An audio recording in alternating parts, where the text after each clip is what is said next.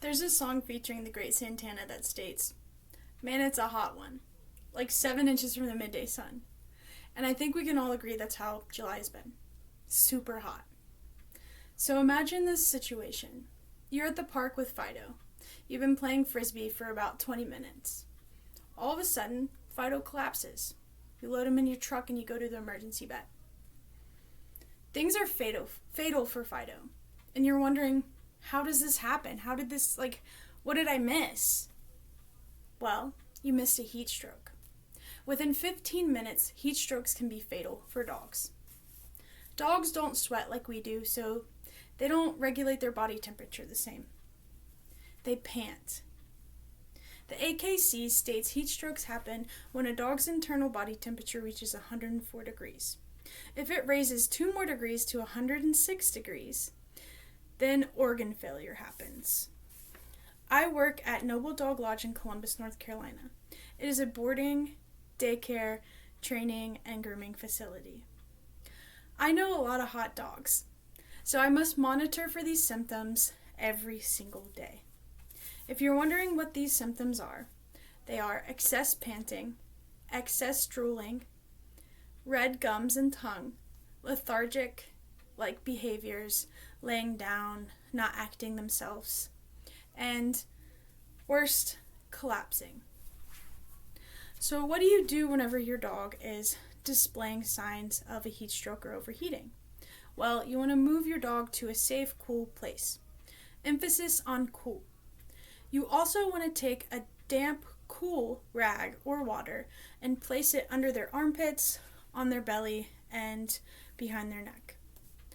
The trick here is to lower their body temperature slowly with cool temperatures. You don't want cold because that can further restrict blood flow in blood vessels. So, according to Pet MD and first-hand experience, short snout dogs are more susceptible to heat strokes. Seizures are another thing that can happen whenever a dog is in prolonged heat.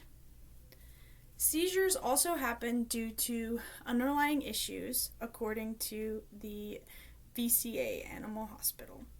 They can also occur from toxins, low blood sugar, and epilepsy. There's a dog at my facility, his name is Fenn, and he actually has epilepsy. One day he had an epileptic seizure. While some seizures are small and really only include tracing eyes and jerking movements, Fenn's was a grand mal seizure. Some signs you could watch out for before a seizure are pacing, eating grass, and just really abnormal behaviors. What do you do when a dog is seizing? Well, a common mistake is restricting a person or dog while having a seizure. That is a big no-no. For dogs, you can get bit. As well as not restricting them, you do not want to hold their tongue. That can also cause you to get bit or for them to swallow their tongue. The ASPCA vet emphasizes that you observe your dog for a while after the seizure.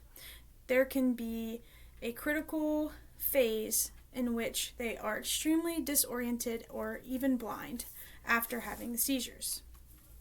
So when Finn had his seizure, I acted calmly and fast, even though panic set in.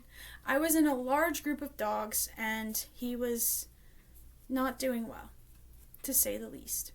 We moved the group of dogs away from Finn and monitored him. We timed the seizure and we allowed him the space to continue to seize and to recuperate on his own. As an owner, it is your job to make sure your dog has cool water, a nice shady space, to avoid strenuous activities on hot days, and to just make sure you're keeping toxins away from them as well. An interesting fact that I found out, that even in low 70s, a dog being in your car with the windows cracked can still be too hot for them.